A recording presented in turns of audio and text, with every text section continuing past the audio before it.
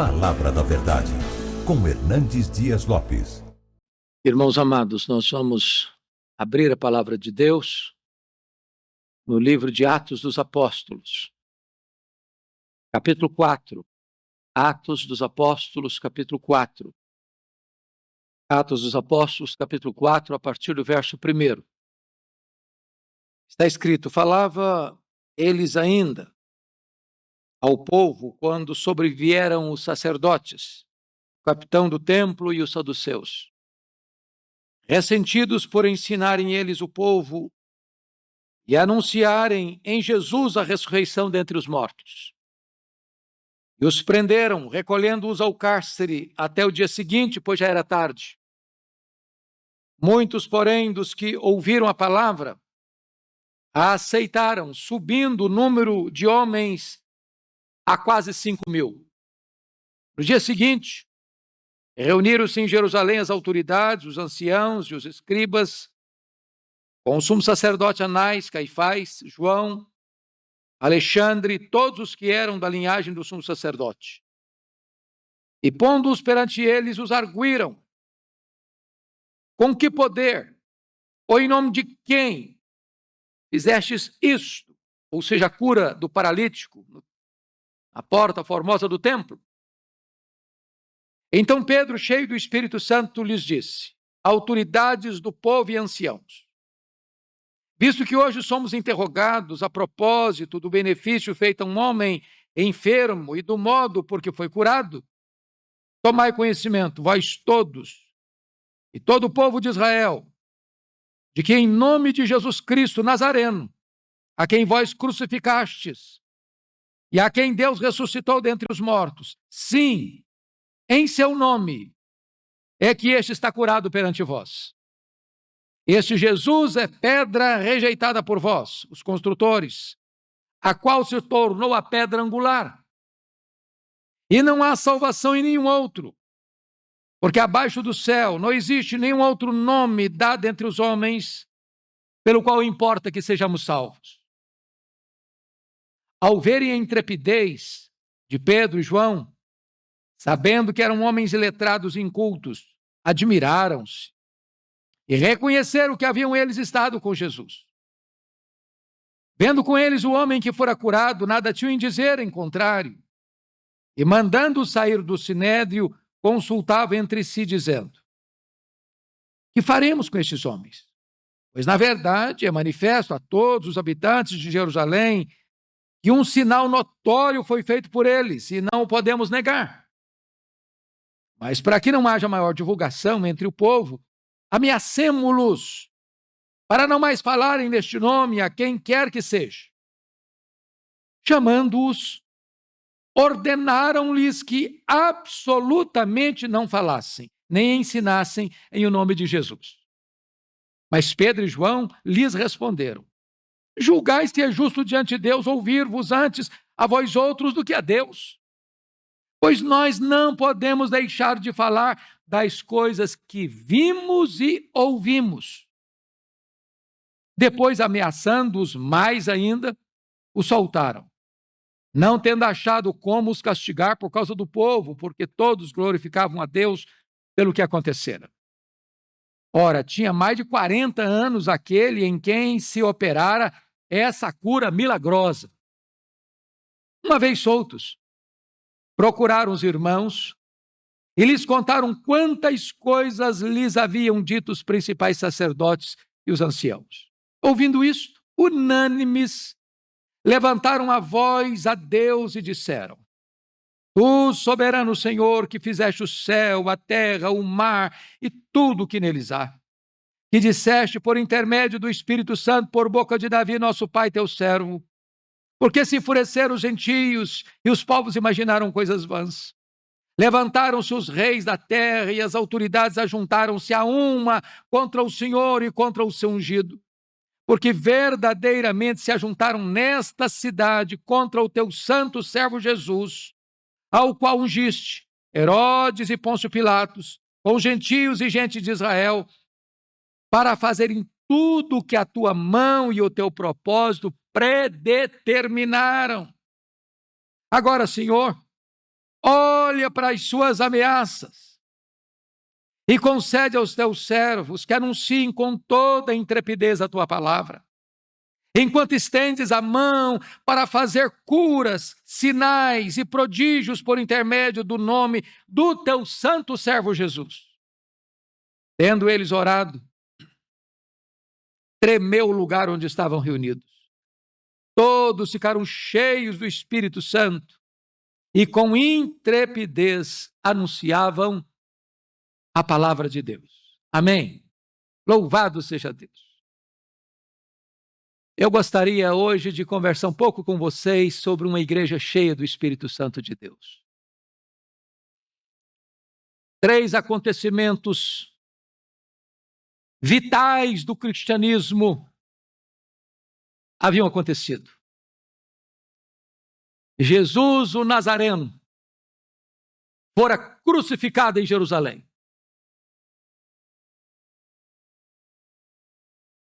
Três dias depois, Jesus, o Nazareno, rompeu os grilhões da morte e ressuscitou dentre os mortos, inaugurando a imortalidade. E depois de permanecer 40 dias falando sobre o reino de Deus com os seus discípulos, retornando aos céus, cumpriu a promessa e derramou o Espírito Santo sobre a igreja no dia de Pentecostes. Certamente o Pentecostes foi uma espécie de grande divisor de águas na vida da igreja. Antes do Pentecostes, os discípulos estavam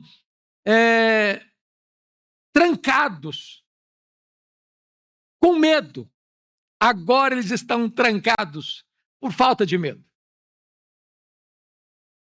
Antes do Pentecostes, e antes de eles serem revestidos com o poder do Espírito Santo, eles estavam transtornados. Agora é o mundo que está transtornado por causa da presença deles. Antes do Pentecostes, eles tinham o Espírito. Jesus havia soprado sobre eles o Espírito. Mas agora, o Espírito Santo os tem. Antes eles tinham o Espírito residente, agora eles têm um Espírito presidente. Antes o Espírito estava neles, agora o Espírito Santo está sobre eles.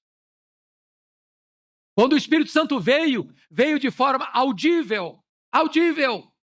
Diz a Escritura, como que num vento impetuoso. Veio de forma visível, em línguas como de fogo. Desceu de forma soberana e misteriosa. E diz a Escritura que as multidões que estavam em Jerusalém se ajuntaram para ver o que estava acontecendo. Uns olharam para aquela cena com ceticismo, o que quer isso dizer? Outros olharam com preconceito, são galileus. Outros olharam com zombaria, estão bêbados. Mas diz a Bíblia que Pedro, cheio do Espírito Santo, se levantou e explicou para aquela multidão: não estão bêbados não, é 9 horas da manhã, o que está acontecendo aqui é o que prometera Joel, que o Senhor nos últimos dias derramaria do seu Espírito sobre toda a carne. E Pedro então se levanta no poder do Espírito Santo de Deus e prega um sermão cristocêntrico, a morte de Cristo, a ressurreição de Cristo, a ascensão de Cristo, o senhorio de Cristo. E quando ele termina de pregar, cerca de 3.000 pessoas estão convertidas. Agora diz o texto bíblico que às 3 horas da tarde, como de costume, Pedro e João vão ao templo para orar. E na porta, na entrada do templo, havia um paralítico de nascença, com mais de 40 anos, olhando para Pedro e João, aguardando uma esmola. E Pedro e João disseram para ele: olha para nós. Agora diz a Bíblia que Pedro, aquele a quem Deus concedera o dom da cura, diz para ele: eu não tenho prata, eu não tenho ouro, mas aquilo que eu tenho, isso eu te dou. Em nome de Jesus, o Nazareno, levanta e anda. E o paralítico se levantou Isso foi um abalo na cidade de Jerusalém, notório milagre, público milagre. Não tinha como negar os fatos. E diz a Escritura que em virtude desse milagre, a multidão se ajunta, querendo saber o que está acontecendo, admirados, como se o poder fluísse dos próprios apóstolos. E pensa, não, o poder não está em mim, o poder está no nome de Jesus. E prega outra mensagem poderosa. E cerca de mais 2.000 pessoas são convertidas, crescendo o número de homens a mais de 5.000 pessoas convertidas. E é nessa conjuntura, meus irmãos, que o Sinédrio reage firmemente, duramente. Porque uma igreja cheia do Espírito Santo, ela atrai as pessoas, mas ela também provoca oposição, perseguição, resistência. E a coisa que mais me marca nesse texto, irmãos, é que uma igreja cheia do Espírito Santo não pode ser detida. A perseguição pode vir, a oposição pode vir, a ameaça pode vir, a prisão pode vir, o açoite pode vir, as intimidações podem vir, mas a igreja cheia do Espírito Santo não se acovarda, não dá marcha ré, ela se levanta e ela avança no poder do Espírito Santo. Irmãos queridos, nós estamos vivendo também uma época de oposição, de cristofobia no mundo inteiro. Se vocês estão antenados com o que está acontecendo no mundo, há uma onda de cristofobia na Europa, na Ásia, na América do Norte, na América Latina, no Brasil inclusive. O que a igreja vai fazer? Se acovardar? Se encolher? Pois uma igreja cheia do Espírito Santo não pede para que a perseguição cesse, não pede para que o sofrimento acabe, ela pede a autoridade, ela pede a intrepidez, ela pede a poder para abrir a boca e dar testemunho do nome de Jesus. E eu gostaria então, de à luz desse texto, ver com os irmãos o que é uma igreja cheia do Espírito Santo de Deus. Em primeiro lugar, uma igreja cheia do Espírito Santo de Deus, meus irmãos, é uma igreja que triunfa nas adversidades. Preste atenção nisso. A igreja de Deus nunca se enfraqueceu na crise. Nunca. Nem Covid, nem pandemia, nem perseguição, nem pobreza, nem açoite, nem mesmo martírio. A igreja avança, é na crise. É quando o mundo se hostiliza à igreja, é quando o mundo acua a igreja, é quando o mundo persegue a igreja, é que a igreja avança ainda mais. Então, como é que é esta igreja que triunfa sobre as adversidades? Primeiro, olha comigo, que ela glorifica Jesus na perseguição. Versículo 10. Vejam vocês comigo. Porque a pergunta que foi feita no verso 7, com que poder ou em nome de quem fizestes isto? Essa é a pergunta. E talvez se os discípulos não estivessem antenados com o propósito de Deus, eles poderiam capitalizar para eles, bom, é que na verdade nós somos alguém muito especial, nós somos uma liderança diferenciada. Na verdade, nós temos poder. Mas eles não exaltaram o nome deles. Eles não capitalizaram para eles. Eles não se exaltaram. Eles não promoveram eles mesmos. Mas está escrito no verso 8, então Pedro, cheio do Espírito Santo, lhes disse, autoridades do povo e anciãos, visto que hoje somos interrogados a propósito do benefício feito a um homem enfermo, de modo que foi curado, tomai conhecimento vós todos e todo o povo de Israel, que em nome de Jesus Cristo Nazareno, a quem vós crucificaste e a quem Deus ressuscitou dentre os mortos, sim, em seu nome que esse está curado perante vós. É na hora que a igreja é acuada, é na hora que a igreja é pressionada, é na hora que a igreja é chamada ao tribunal para dar razão da sua fé, é que ela aproveita essa oportunidade para exaltar o nome de Cristo. Notem vocês que eles não pedem alívio do problema. Eles não pedem nem mesmo para Deus trazer juízo sobre o sinédrio. o que eles aproveitam a oportunidade não é para pedir a ausência do sofrimento, é para saber qual o propósito de Deus em estarmos passando por um sofrimento e ter nisso uma oportunidade para testemunhar do nome de Jesus. Segundo lugar, uma igreja cheia do Espírito Santo, irmãos, ela mantém corajosa atitude de fidelidade a Deus na ameaça. Olha comigo, por favor, os versículos 19 e 20. Diante da ameaça, que ameaça? Que ameaça? Olha comigo o versículo 17 e 18 antes. Mas para que não haja maior divulgação entre o povo, ameacemo-los para não mais falarem deste nome a quem quer que seja. Chamou os apóstolos, Pedro e João, ordenaram-lhes que absolutamente não falassem nem ensinassem o nome de Jesus. Agora vamos ver a resposta de Pedro e de João, nos versículos 19 e 20. Você pode ler comigo, por favor? Vamos juntos? Mas Pedro e João lhes responderam: julgai se é justo diante de Deus ouvir-vos antes a vós outros do que a Deus. Pois não podemos nós deixar de falar das coisas que vimos e ouvimos. Vamos entender isso aqui, irmãos.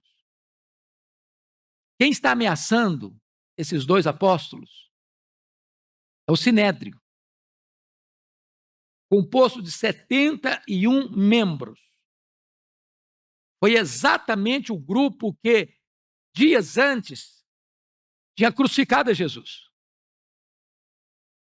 De homens que têm poder na mão. De homens que não têm nenhum escrúpulo em se unirem às autoridades romanas para alcançar os seus interesses. De homens que poderiam levá-los ao mesmo destino que Jesus havia sido levado, serem crucificados. Mas eles não estão com medo.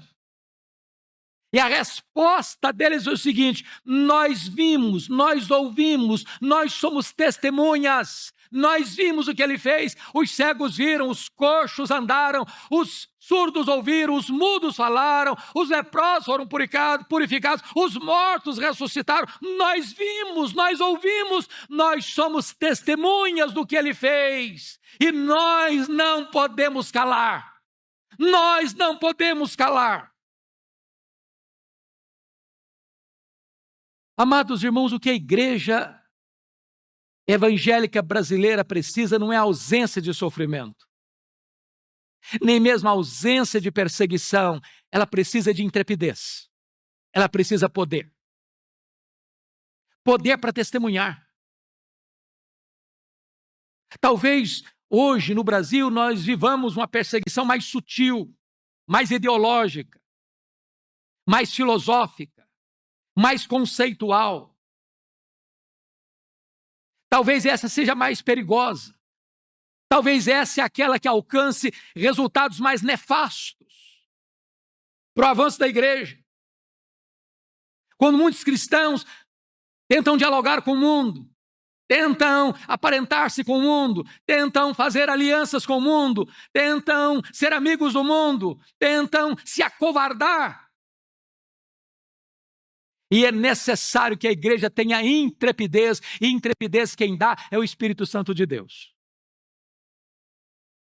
Disseram acerca de John Knox, o pai do presbiterianismo lá da Escócia: esse homem teme tanto a Deus, que ele não tem medo de homem nenhum.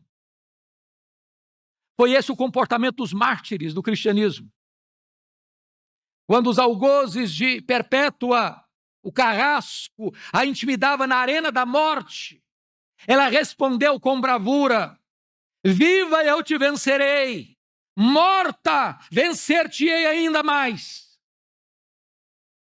Não tinham medo. O diabo é sempre sutil. Na hora da pressão, ele vai dizer para você: vamos cá, senta à mesa, vamos negociar. Cuidado, você vai perder essa oportunidade. Se você não der propina, você vai perder esse negócio. Se você não seguir a filosofia da empresa, mesmo contra a sua consciência, você vai perder seu trabalho. Se você não ceder, você vai ser prejudicado. E o diabo, com as suas sutilezas, quer negociar, quer levar a igreja a se acovardar, mas esses homens estão nos ensinando, não dá para você parar, não dá para você silenciar, porque você viu, porque você ouviu, porque você é testemunha de quem é Jesus. Mas em terceiro lugar, irmãos, uma igreja cheia do Espírito Santo é uma igreja que busca a companhia dos irmãos nos tempos de tribulação. Dê uma olhadinha comigo no verso 23, por favor. Pode ler comigo? Vamos juntos? Uma vez soltos, procuraram os irmãos. Eles contaram quantas coisas lhes haviam dito os principais sacerdotes e os anciãos. Vamos entender, irmãos, um ponto importante aqui. A comunhão da igreja é vital para a saúde espiritual dos membros, cada um de per si. A igreja é uma espécie de sala de emergência do Espírito Santo. É por isso, queridos, que não tem crente desigrejado. É por isso que quem se afasta da comunhão da igreja é como uma brasa que se afasta do braseiro, começa a cobrir-se de cinzas. É por isso que você e eu, semana após semana, saímos da nossa casa, um dia, talvez com vigor, com ânimo, com saúde, com entusiasmo. Tem dia que você vem e vem na força do poder de Deus, que você está enfraquecido, mas você vem. E você vem porque você entende que a comunhão da igreja é necessária. Na hora da crise, não é hora de sair da igreja, não. Na hora da crise, não é hora de se ausentar da igreja, não. Na hora da crise, é hora que você precisa procurar a comunhão dos santos, porque é aqui que você encontra ânimo, força, palavra de Deus, orientação para a sua jornada. Eu não sei como é que está você que está aí nos assistindo em casa. A pergunta é por que você não vem? Por que você continua tão distante? Meu amado irmão, a casa de Deus é o lugar onde o povo de Deus se reúne, e onde o povo de Deus se reúne, ali a face de Deus está presente, ali a glória de Deus se manifesta, aí você escuta uma palavra para encher o seu coração de entusiasmo. Quarto lugar, uma igreja cheia do Espírito Santo, irmãos, é uma igreja que busca o Deus Todo-Poderoso em oração. Olha comigo, por favor, o verso 24. Verso 24, por favor.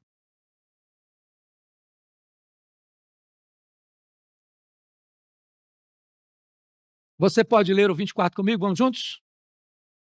Ouvindo isto, unânimes, levantaram a voz a Deus e disseram: Tu, soberano Senhor, que fizeste o céu, a terra, o mar e tudo que neles há. Oh, amados irmãos, eu fico imaginando que quando Pedro e João estavam presos aquela noite, e enfrentam a ameaça do sinédrio, agora soltos,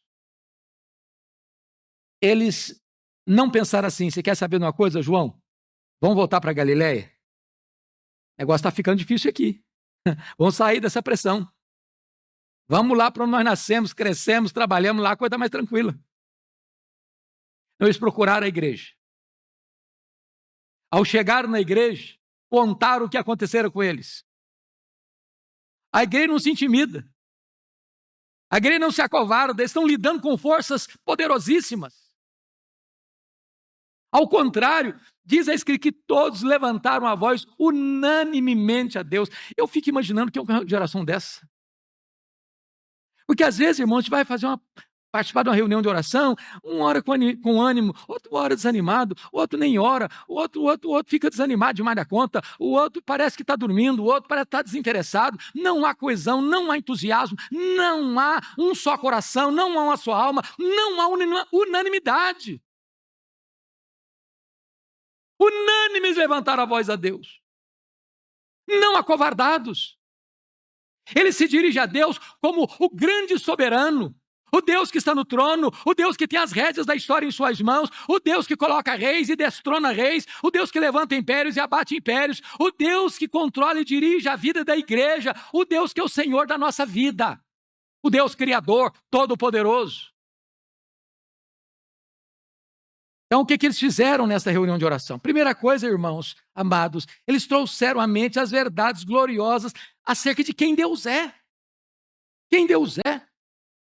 Uma das maiores necessidades da igreja em tempo de crise é reavivar na alma quem é o nosso Deus. Quão grande Ele é, quão poderoso Ele é, quão majestoso Ele é. Dr. W. Tozer diz que o maior problema da igreja é que ela não para suficientemente para pensar em quão grande é o seu Deus. Daniel, capítulo 11, 32, diz que o povo que conhece a Deus é um povo forte.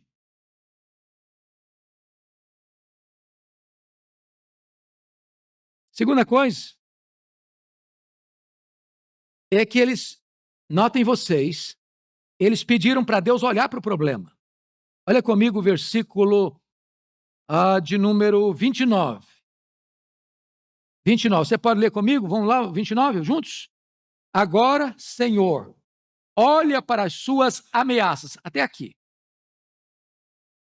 Senhor, olha para as suas ameaças. Já que eles sabem que Deus é soberano, então dizem, Senhor, então o Senhor toma conta desse negócio aí.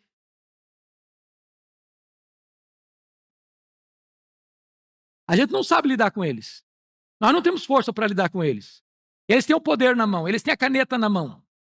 Eles tomam as decisões.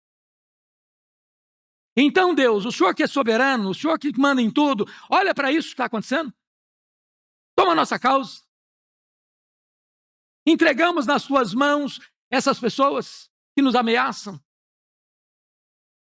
E eu acho bonito que eles não chegam com arrogância, ordenando, decretando, dando ordens. Não. Senhor, olha para a ameaça deles.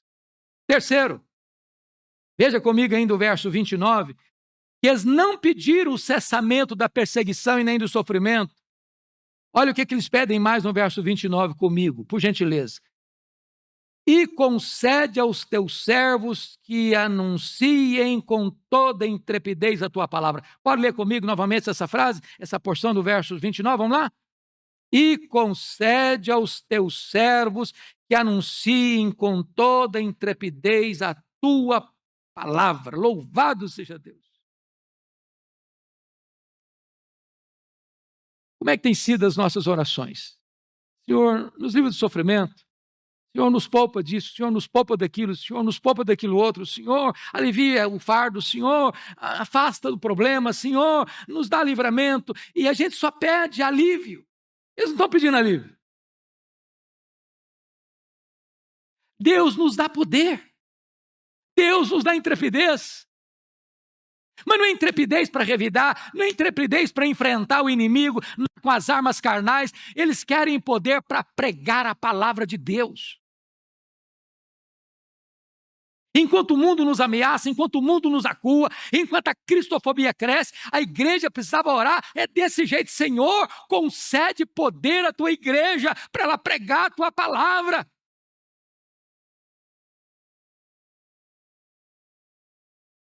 O que acontece?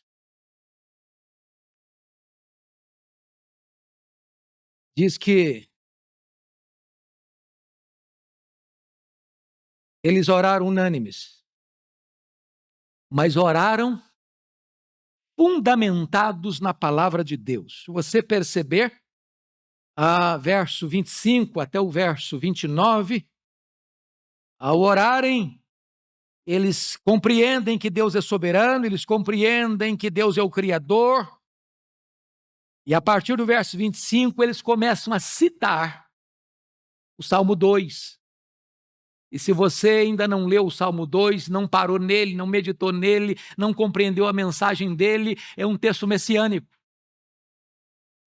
É o texto em que os povos, que os reis, que os poderosos na terra conspiram, urdem, tramam contra Deus, como se pudessem anular a obra de Deus. E diz o texto que Deus lá no céu está olhando para esses homens poderosos, do ponto de vista político, econômico, militar, e Deus ri deles, ri deles. Onde estão os grandes impérios? Onde está a Síria? Onde está a Babilônia? Onde está o Império Medo-Persa? Onde está o Império Grego? Onde está o Império Romano? Onde estão os poderosos deste mundo? Deus ri deles e os derruba do trono. Quando a igreja ora, ela compreende uma verdade. Quem dirige o mundo, quem dirige a história, quem está sentado no trono, nós não dependemos, meus irmãos, dos órgãos internacionais, dos acordos internacionais, dos políticos de Brasília, das grandes agências poderosas deste mundo. Quem governa a igreja é o Deus vivo que está no trono, louvado seja Deus.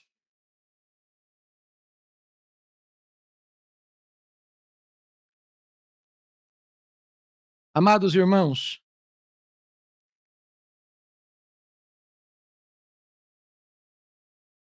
outra coisa marcante desse texto é que a igreja cheia do Espírito Santo, que ora, é uma igreja que anuncia a palavra com poder e não uma mensagem sem vida.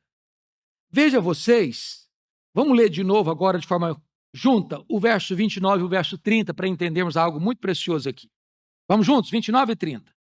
Agora, Senhor, olha para suas ameaças e concede aos teus servos que anunciem com toda a intrepidez a tua palavra, enquanto estendes a mão para fazer curas, sinais e prodígios por intermédio do nome do teu santo servo Jesus. Prestem bem atenção. Pregar a palavra é papel nosso. Mas fazer milagres, curas, prodígios, sinais, é poder e ação exclusiva de Deus. Entretanto, eles creem nisso. Eles esperam isso. Eles aguardam isso. Muitos teólogos hoje dizem, não. Essa questão de milagres não acontece mais não. Isso foi lá para aquela época. Hoje não mais. E nós não esperamos. E nós não aguardamos. E nós não oramos mais por isso. Pois a igreja de Deus, meus irmãos, avançou ao longo dos tempos, pregando a palavra com intrepidez e aguardando de Deus os seus sinais, as suas maravilhas. Porque Deus faz. Porque Deus realiza. A igreja não administra isso, mas a igreja crê, a igreja ora, a igreja aguarda, a igreja espera, a igreja recebe. Ela prega não só aos ouvidos, ela prega aos olhos. Não basta apenas sermos ortodoxos. Nós precisamos também experimentar o poder de Deus. Mas eu queria concluir com o último ponto, que uma igreja cheia do Espírito Santo, irmãos, é uma igreja que experimenta as extraordinárias intervenções de Deus. Em primeiro lugar, ela recebe uma qualidade de vida superlativa. Olha comigo o versículo 13, por gentileza. Leia comigo o verso 13, por favor. Vamos juntos? Ao verem a intrepidez de Pedro e João, sabendo que eram homens iletrados e incultos, admiraram-se e reconheceram que haviam eles estado com Jesus. Preste atenção nisso. Homens iletrados e incultos, talvez não tinham a formação intelectual formal que aqueles homens da elite religiosa de Israel possuíam. Mas uma coisa era notória neles. Havia poder. Havia intrepidez. Havia exemplo. E a única conclusão que eles puderam ter, estes homens estiveram com Jesus. Talvez o mundo conheça a nossa erudição, o nosso conhecimento, as nossas estratégias. Falta-nos, entretanto, para impactar o mundo, irmãos, o poder de Deus. O mundo olhar para nós, esse povo está com Jesus, esse povo conhece Jesus, esse povo viu, esse povo ouviu, esse povo é testemunha de que, de fato, Jesus é real na vida deles.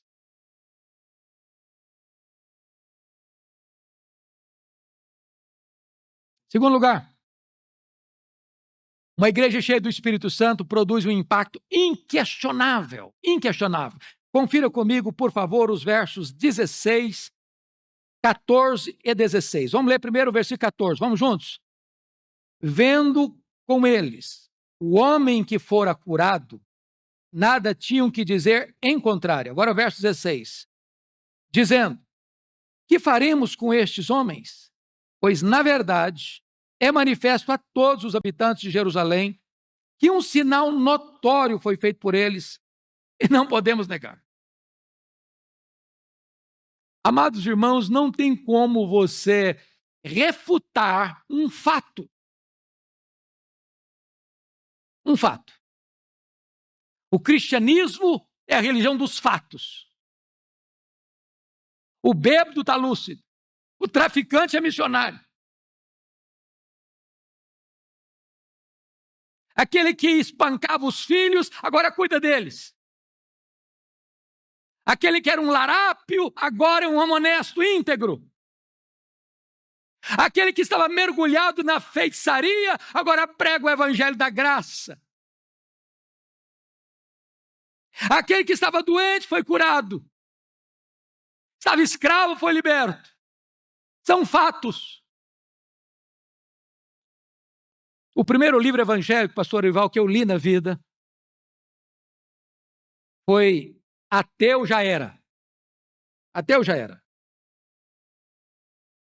E um crente de cultura mediana, talvez como Pedro e João, iletrados e incultos, foi desafiado por um ateu para ir para uma praça pública e cada um defender o seu ponto de vista.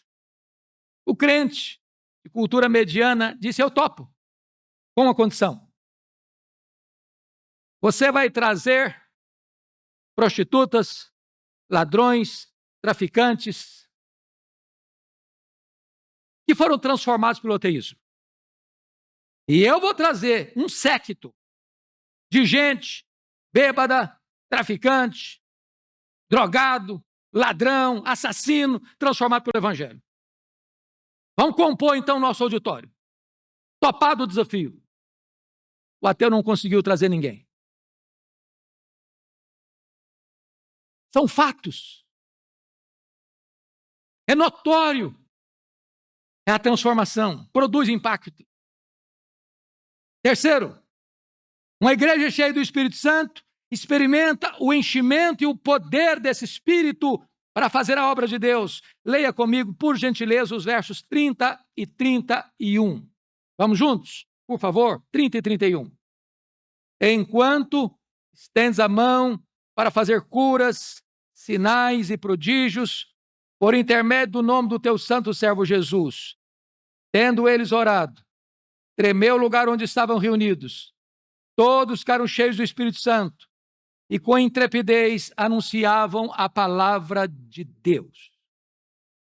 Eu não sei quanto a você, meu amado, mas a plenitude do Espírito Santo, o enchimento do Espírito Santo, não é uma experiência que você tem uma vez na vida e nunca mais precisa ter de novo.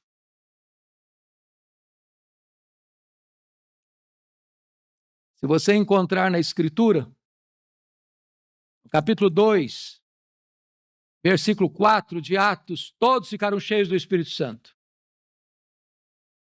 Aí depois, no capítulo 4, versículo 8, então Pedro, cheio do Espírito Santo.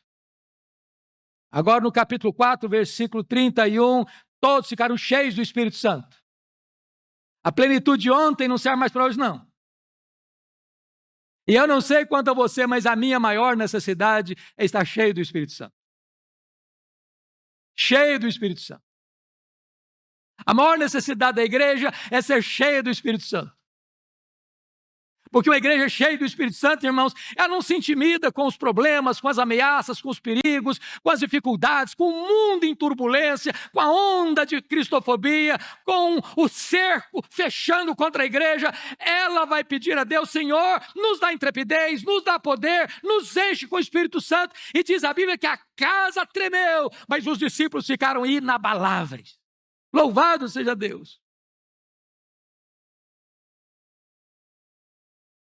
Finalmente, uma igreja cheia do Espírito Santo é uma igreja aberta para ver os prodígios realizados pelo Senhor Jesus Cristo, conforme está escrito com toda clareza aí. Você pode conferir comigo no versículo de número 30. Enquanto estendes a mão para fazer curas, não são eles que fazem. O grande problema hoje, irmãos, é que muita gente está comercializando milagres, vendendo milagres, ludibriando milagres, fazendo coisas completamente estranhas à palavra de Deus, dizendo que isso é milagre, com coisas completamente místicas e sincréticas, dizendo que é milagre. Não, nós não queremos esse milagre forjado, fabricado, falsificado, para enaltecer o homem, para comercialização da fé, mas nós cremos que o nosso Deus é o mesmo, Ele não se aposentou, Ele não perdeu o seu poder, Ele não está numa cadeira de balanço, Ele está no trono e Ele faz quando Ele quer, do jeito que Ele quer, com o que Ele quiser, para a glória do seu próprio nome, e cabe a você pedir a Deus para fazer, e Ele faz, e Ele faz. O que você quer hoje, como um crente em Jesus Cristo, como membro desta igreja, como visitante que está aqui entre nós nesta noite? Você reconhece que você precisa ser cheio do Espírito Santo? Você quer isso para a sua vida? Você quer que a igreja seja cheia do Espírito Santo nos tempos de tantos desafios que nós estamos vivendo hoje? Eu gostaria que nós orássemos sobre isso, então. Precisamos do Espírito Santo. Eu preciso do Espírito Santo. Eu dependo do Espírito Santo. Quando Charles Haddon Spurgeon ia pregar na igreja, na sua igreja, o púlpito ficava num lugar mais elevado, que não tinha o serviço de som que nós temos. Eram 15 degraus. Cada degrau ele ia dizendo: eu creio no Espírito Santo, eu creio no Espírito Santo, eu creio no Espírito Santo. Quando o missionário presbiteriano John Hyde foi para a Índia, ainda no navio ele recebeu um telegrama. E fizeram uma pergunta para ele: John Hyde, você está indo para a Índia, mas você está cheio do Espírito Santo? Irmãos, não é título de pastor que dá plenitude do Espírito Santo, não é curso teológico, seja ele de graduação, pós-graduação, mestrado, doutorado, que dá plenitude do Espírito Santo. Deus pode encher um adolescente, uma criança, um jovem, um ancião, uma anciã, uma pessoa iletrada, inculta, com o poder do seu Espírito, e pode levantá-lo na força do seu Espírito. Oh, como nós precisamos disso como igreja. Se você quer isso para a sua vida, eu queria que você, onde você está, mas se é isso que você quer, que você ficasse em pé. Eu vou pedir ao pastor Ival para vir orar por nós neste momento. Senhor Deus, nós estamos diante do Senhor. E a nossa maior necessidade foi colocada aqui nesta noite, individualmente como crentes, como igreja, como comunidade. Nós precisamos do poder, da plenitude do Espírito Santo, para pregarmos a Tua palavra com ousadia, com intrepidez, com fidelidade, na certeza de que na Tua soberania o Senhor fará coisas extraordinárias. Nós cremos no Senhor, nós cremos na Tua palavra, nós cremos em milagres, nós cremos que o Senhor pode fazer o que fez no passado, e que nesse momento da história, onde o Evangelho sofre ameaças políticas, ameaças jurídicas, a Tua igreja precisa ser levantada no poder do Espírito Santo. Venha nos encher nesta noite, ó Espírito Santo. Cristo, batiza-nos com fogo nesta noite, encha-nos com Teu Espírito.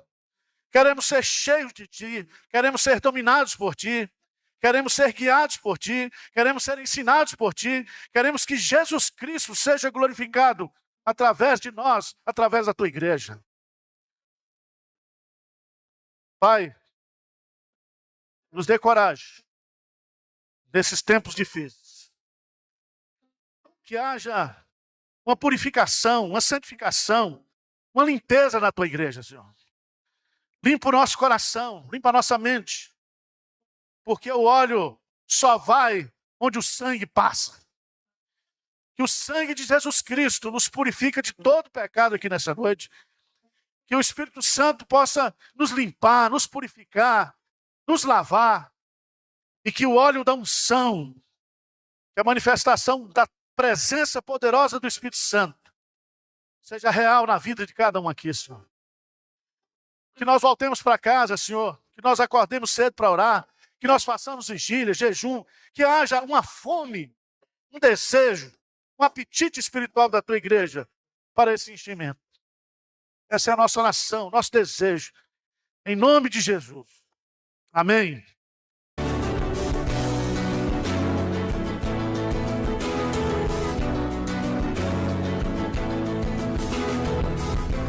Palavra da Verdade, com Hernandes Dias Lopes.